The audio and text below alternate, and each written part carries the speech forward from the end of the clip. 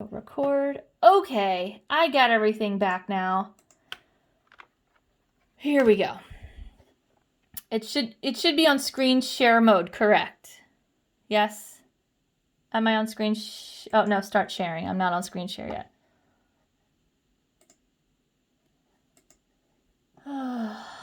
I love this. I love technology. Here we go. Now we're sharing, yes? Okay. So we got, and the camera's even better. All of this is better. Okay, so we were doing T wave. Heart sound, there's no heart sound here because we just had our AV valve shut. So during this squeeze, right, our AV valves stay closed. That's important.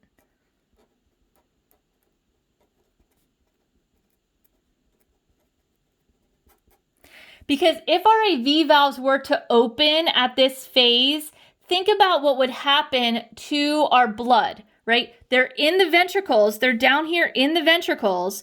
If those AV valves were to open, the blood would go back up into the atria instead of out to the systemic circuit into the pulmonary circuit. So it's very important that those AV valves stay closed.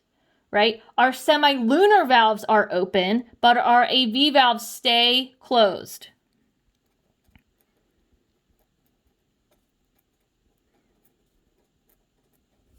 Okay, semilunar valves open, but our AV valves have to stay closed. Let's think about what's happening in pressure here. Now, a big trend in all of physics, in all of chemistry, in all of biology is this concept of things naturally moving from high pressure to low pressure. The pressure in the aorta is low compared to the pressure in the ventricles, which is high. So where is blood going to go? It's going to go from areas of high pressure to areas of low pressure. And so what's going to happen to the pressure in the aorta as blood gets ejected? The pressure in the aorta is going to go up. And so that's what we see here in this next phase. We see the pressure in our aorta going up, boom, right? It matches the pressure in the ventricle. So it's going to stay up throughout this whole contraction phase, throughout this squeeze, right? And then likewise, the pressure in the ventricles is going to, I was using orange, is going to stay high until that squeeze happens, and then it kind of dips down again, right?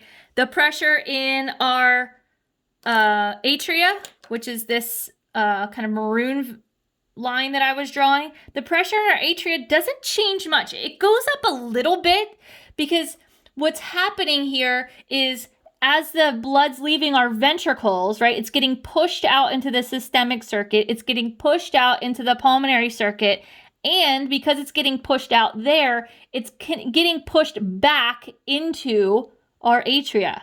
Right? If you think about all of our vessels as like the ultimate traffic jam, if you have someone pushing on one side, it's going to push things towards the end of the line.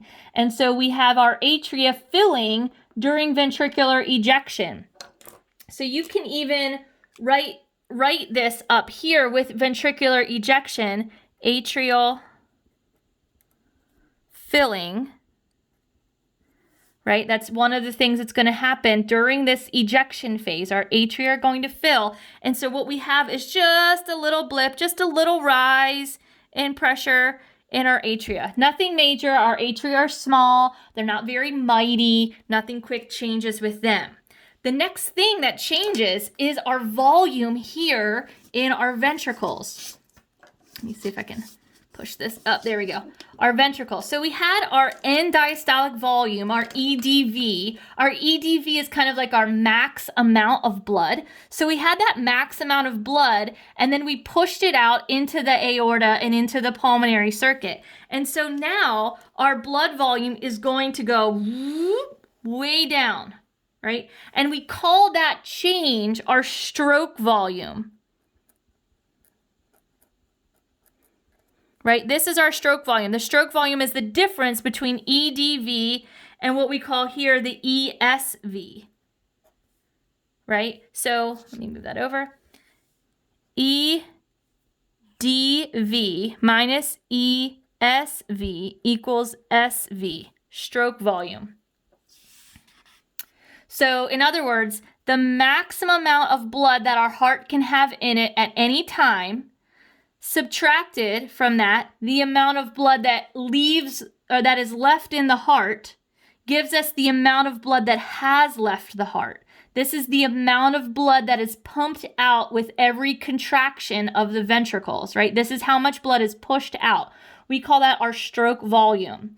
So to find stroke volume, you take the amount of blood that was in our heart at the beginning of the ventricular contraction and subtract the amount of blood left over in the heart, and that's how much blood left the heart.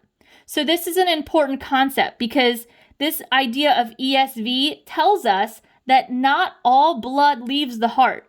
When the heart contracts, there's still some leftovers, right? Just like if you drank a glass of water all the way down to the bottom, there would still be just a little bit of water left in the cup, right? It kind of drips down the sides of the cup and sits there. That's the same thing here, ESV. This is that, gross, warm beer left over at the bottom of your beer bottle, right? This is the leftovers, the backwash. ESV is what's left over in the heart after everything has been pumped out, right? Stroke volume is how much is pumped out. Cool.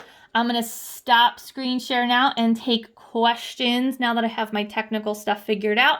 What questions do we have so far? Is this better? Hopefully this is better for you. And do you have questions? Go ahead. Can you hear me? Yeah. Okay, good. So you said the EDV is the amount of blood that's in the heart at the beginning of the cycle? Yes. So it's kind of the maximum amount of blood that's in the ventricles after the atria contract. So the atria contract and kind of squeeze anything left down into the ventricles. And this is kind of the maximum amount that the ventricles will hold. And so they have it. They start getting some tension with that isovolumetric contraction, and then they eject. And then there's some backwash left in there, the ESV. So the stroke volume is how much actually left the heart. Can I ask you a question? Yeah. Okay. So my question is will this ever be an exam question where you'll ask us how much amount of blood can each ventricle hold? That's a good question. No. What I might say is, and I like it when students ask this. So how would I ask a question about this? So I might say, Jamie's been having heart problems. Her EDV was 200. Her ESV was 70. What's her stroke volume? Right? So you would have to know how to figure out the stroke volume, but I'm not going to say, Jamie's EDV was 50. Is that high or low? Right? Or like, what should it be? Or what does this mean? Right? I'm not going to ask you things like that, like diagnostic. That would be for like a heart physiology, like graduate class. So for our purposes, I just want you to know what the terms mean and how to apply them, not necessarily what good numbers are or are not, because that's going to depend on age, it depends on gender, it depends on activity levels, of course, your fitness levels. If you're more in shape, you're going to have a much higher stroke volume than someone who's more sedentary. Your heart's going to be really efficient at pumping compared to someone who just doesn't, increase their heart rate that much. So things like that go into consideration. So there's lots of factors. So you just have to know, what the terms mean, basically. Good question. Other questions at this point? We're almost done with the whole cycle. All right, I'm going to go back to screen share, and there we go. Look at this beautiful drawing we have, guys. If you're not drawing along, you should be. It will help you immensely to look back at this drawing. And even if you look at it and you're like, oh my gosh, this makes no sense to me, going back and then trying to make sense out of it will help you so much. All right. Now we go to the fourth part. So what just happened was our ejection, right? And now we have a little bit of recovery going on. This fourth section, let me grab pen color here. I'm trying to be consistent with my colors.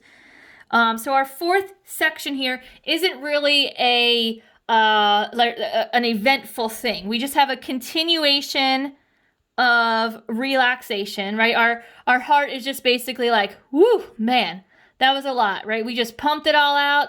Can I take a breather, right? Before your heart can take a breather, we have S2 happening, right? S2 is our semilunar valves closing, right? And this goes back to that blub blub that I was showing you before. Up and down, AV valves, side to side, semilunar valves. I know that looks scary. Look, my hand's so close like that. But blub, blub, blub, dub, blub, dub, right? You have them up and down. That's our first heart sound. AV valves closing. Sound 2, our semilunar valves close. That's the second half. And that's what we see here. Everything else is a continuation. What's going on with our aortic pressure? Well, because our semilunar valves shut and there's still a lot of blood in our aorta, the pressure in our aorta stays pretty high. Ooh, I think that was this color. The pressure in our aorta goes up just a little bit, kind of hits a blip, right? And that's because those semilunar valves shut. Right, so it's going to increase the pressure there.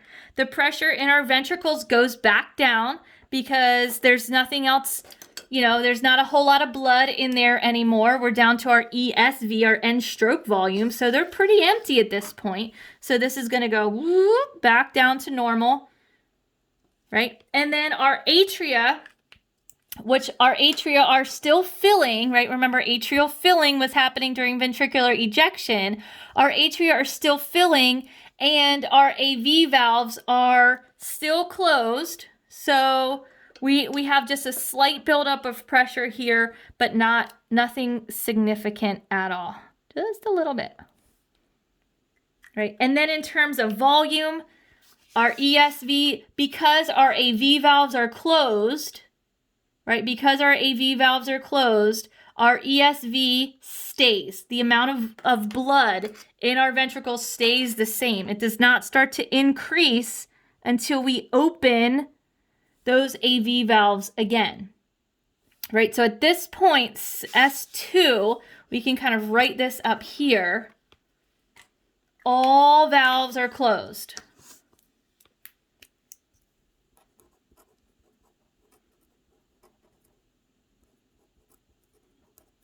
All valves are closed at this point. Now we go into our last phase of our cycle, which again, it's a cycle. So really you could pick it up anywhere. It does not have to be one leads to another, but that's just kind of how we do here. What we have here is an overall relaxation phase, right? So this is isovolumetric relaxation. Everything just relaxes.